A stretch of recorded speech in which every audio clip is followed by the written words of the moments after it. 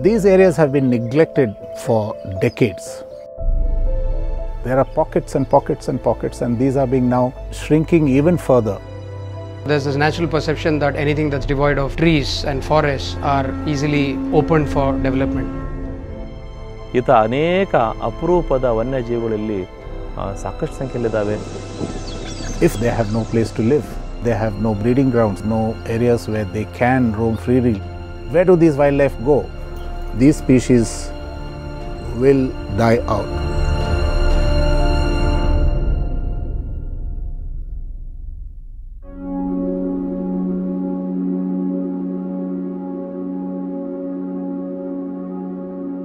The Deccan Peninsula was formed as a result of the continental drift when Gondwana land, a part of the African continent, drifted to join the Asian landmass. This phenomenon caused to form unique habitats and ecosystems over the millennia. The Deccan Plateau consists of grasslands, scrublands, and the riverine ecosystems. Grasslands are very rich ecosystems. They harbor fascinating biodiversity. In fact, some of India's rarest species, like the great Indian bustard or the Indian wolf, are found only in grasslands.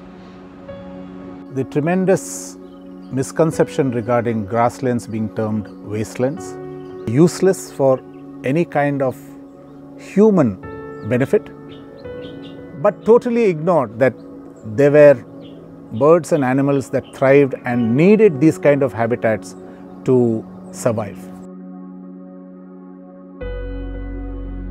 ಮಾನವನ ಅತಿ ಹೆಚ್ಚು ಚಟುವಟಿಕೆಯಿಂದಾಗಿ ಇಂದು ವನ್ಯಜೀವಿಗಳು ತಮ್ಮ ಆವಾಸ ಸ್ಥಾನವನ್ನು ಕಳ್ಕೊಳ್ತಿದ್ದಾವೆ.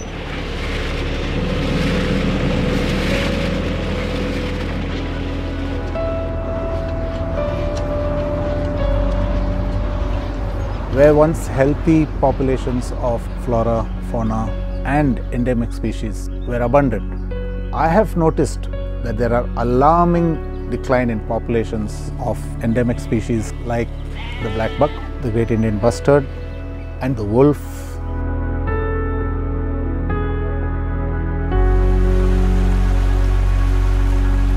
The river Tungabhadra is a fantastic vivacious river with a whole lot of habitat for all kinds of animals.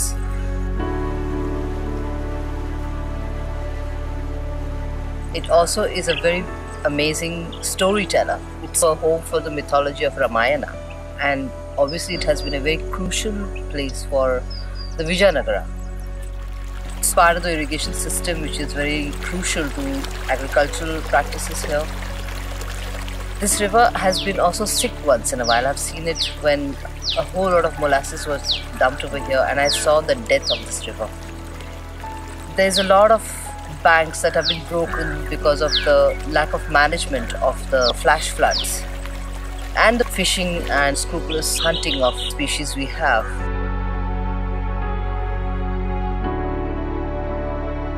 Also in need of protection and conservation is the scrublands. Extensive habitats of rocky scrub jungles, which has ideal habitats for bears, panthers, pangolins, rusty spotted cat, etc. Deccan Conservation Foundation is about a year old.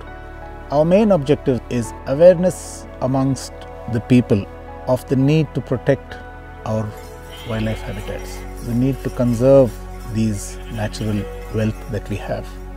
Awareness that poaching, hunting, ritual hunting, trapping, illegal wildlife trade, all are contributing to the decline in populations.